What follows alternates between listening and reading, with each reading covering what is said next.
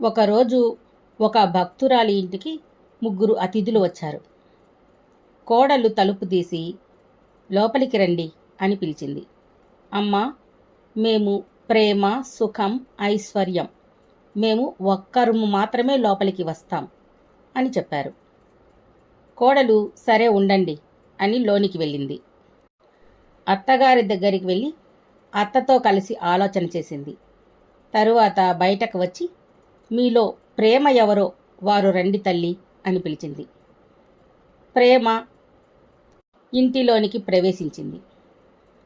ప్రేమ వెనకనే సుఖం, ఐశ్వర్యం కూడా వచ్చారు. అమ్మ, ఒక్కరే వస్తామని అన్నారు అని అడిగింది. నువ్వు సుఖం గాని ఐశ్వర్యం గాని కోరుకుని ఉంటే ఒక్కరమే వచ్చేవాళ్ళము.